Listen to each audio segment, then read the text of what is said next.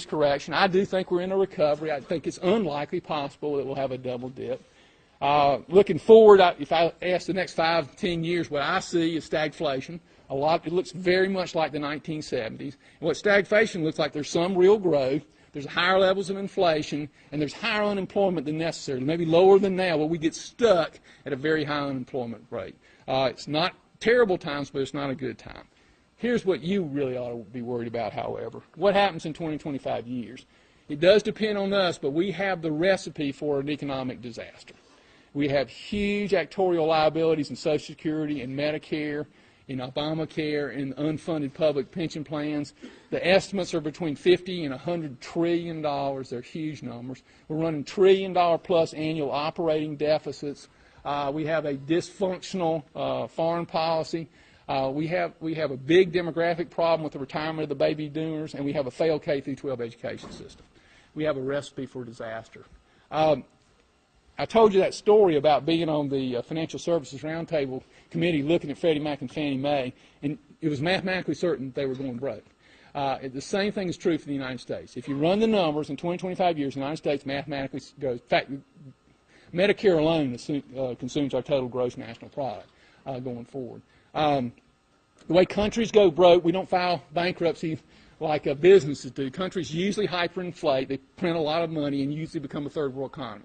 1940, Argentina had a better economic system, a higher standard of living than the United States, and they went the wrong direction. Now, I am not in the hopeless group. These problems are fixable. They're not fixable painlessly, right? We want them to go away without any pain. Here's the analogy. We have a kind of cancer that's terminal if we don't treat it. Treating it's no fun, but failing to treat it is terminal. And what we want it to go away without treatment. But we're going to have there's no painless solution, but it is solvable. The longer we wait, the harder it is, and at some point, 10 years from now, it's not solvable. The answer philosophically is both simple and profound. It's to return to the principles that made America great: life, liberty, and pursuit of happiness, individual rights, and free markets. There is some good news, and I think we saw that in the last election. I call it the American sense of life. It's a little confused, it's a little befuddled, but at some level, many people in the United States know that big government is not necessarily good, and they're skeptical of big government solutions, and that's a positive. I have a challenge for you, though. You may not think of yourselves in this context, but you are leaders. You are going to be leaders in your whole careers. You wouldn't be here if you weren't in leadership positions. And while we've had failures in economics, we've had failures in philosophy, we've also had failures of leadership. Failures of leadership in government, failures of leadership in business, and we need principled leaders. And I want to share with you a thought. BB&T was fortunate in a certain sense. We came through the financial crisis better than almost any large bank. We didn't have a single lost quarter. People ask me if we had better strategies or better people. No, we had good strategy or good people. But we have a better philosophy, and we lived with our philosophy. We believed it. We believed it. Underlying that philosophy are 10 core values, and underlying those 10 core values are what I think are the three great virtues. The three great virtues: purpose, reason, and self-esteem. Purpose, reason, and self-esteem. As human beings, we're purpose-directed entities. You have to know where you're going in order to get there. Organizations, businesses, churches, civic organizations, universities are simply groups of human beings. For organizations to be successful, the people in those organizations must vest in the purpose of the organization.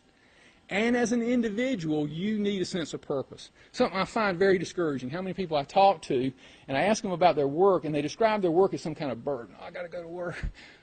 And that's a shame. Because you think about all the time, effort, and energy you spend at work. If work is just a burden, wow, are you missing what life is about? And by the way, this is it. This is not practice. This is your life. If you're going to have passion and energy in your life, you've got to have passion and energy in your work. And to do that, you have to have a sense of purpose in your work. The content of purpose will vary a lot in this room, but I would argue the context is the same for every single purpose here. And it has two components, each of which are equally important. The first component is I believe every person in this room wants to make the world a better place to live. I don't believe you'd be here today if you didn't want to make the world a better place to live. I actually think that's a characteristic of the vast majority of human beings, not everybody. But I believe every person in this room wants to make the world a better place to live. Now, the interesting thing is you don't have to go to Africa and feed hungry children to make the world a better place to live. There are lots of ways to make the world a better place to live. Businesses make the world a better place to live. We produce better products, better services, improve the quality of life. In fact, the primary difference between the quality of life in Africa and the quality of life